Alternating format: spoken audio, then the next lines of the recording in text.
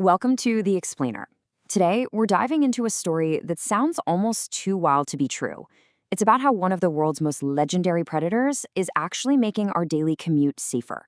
Yeah, you heard that right. We're talking about ecology crashing right into public safety. So let's just jump right in with a question. When you hop in your car, what do you think is one of the biggest dangers on the road that we just don't talk about enough? And the answer? It's deer. Every single year in the US, our cars collide with deer about 1,000,000 times. And look, this is way more than just a fender bender. We're talking billions of dollars in damage, tens of thousands of injuries, and sadly, about 200 people lose their lives every year. Now, we've tried to engineer our way out of this problem, right? We've put up signs, we've developed fancy car sensors, but what if the best solution has nothing to do with technology or traffic laws? What if the answer has been out there in the wild this whole time? It sounds kind of crazy, I know, but a ton of new evidence is pointing to a top predator, the wolf, as one of our best weapons in the fight to prevent these dangerous and incredibly expensive accidents. So, you're probably wondering, how on earth does this actually work? Well, let's get into the data from this absolutely landmark study out of Wisconsin that flips the whole conversation about wolves on its head.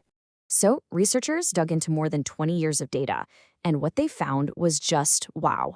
In the counties in Wisconsin where wolves have made a comeback, deer vehicle collisions plummeted by an average of 24%. And that translates into cold, hard cash, almost $11 million in savings for the state every year. And this is where it gets truly mind-blowing. They calculated a ratio. And get this, for every $1 worth of livestock lost to wolves, the wolves generate $63 in economic benefits, just for making the road safer. I mean, that is an unbelievable return on investment. And as the study's lead economist, Jennifer Rayner, puts it, these benefits are incredibly real and incredibly human. This isn't just about abstract numbers. It's about people not getting hurt, about lives being saved, all because a predator is back on the landscape. Okay, but the really cool part is how this is happening. You might think, oh, it's simple. More wolves, fewer deer, fewer accidents, right? But the truth is way more complex and, honestly, way more interesting than that. Here's the real kicker. Almost 3/4 of this effect isn't because wolves are eating a ton of deer. It's because they're changing how deer behave. It's not about predation, it's about fear. Ecologists have this incredible term for it, the landscape of fear. See, deer are smart. They figure out pretty quickly that places like roadsides and ditches are risky. Why? Not just because of cars, but because wolves, being clever hunters, use those clear pathways as travel corridors. So the deer just learn to stay away. It's a behavioral shift. And this powerful effect, it goes way beyond just roadsides. To really see the full, jaw-dropping impact of this landscape of fear, we've got to take a trip to Yellowstone National Park. It's basically become the world's most famous living laboratory for wolf ecology. Ever since wolves were brought back in the mid-90s, they have been like architects for the entire ecosystem. By keeping the elk herds nervous and on the move, especially away from rivers, they gave the willow trees a chance to grow back. And that set off this incredible chain reaction. More willows meant food for beavers, who came back and built dams, which then created new ponds and wetlands for tons of other animals.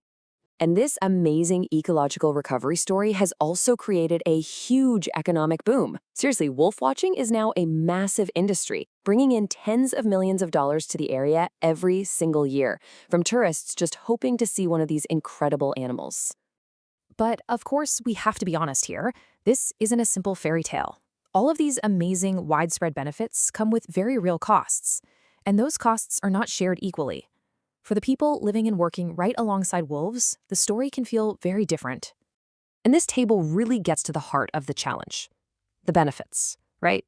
Safer roads, healthier ecosystems, those are spread out. The public as a whole enjoys them. But the costs, a calf or a sheep lost to a wolf, that cost is intensely personal and falls squarely on an individual rancher, an individual family. And this quote from a Colorado stock grower just says it all. The price they pay isn't just about money, it's emotional. It's a threat to a way of life that's been passed down through generations. And any real conversation about wolves has to start by acknowledging that pain. So with all this data in front of us, we're kind of forced to take that old big bad wolf stereotype we all grew up with and really re-examine it against what science is telling us. I mean, that mythical fear of the wolf is powerful, it's baked into our culture. But the actual data, it tells a totally different story.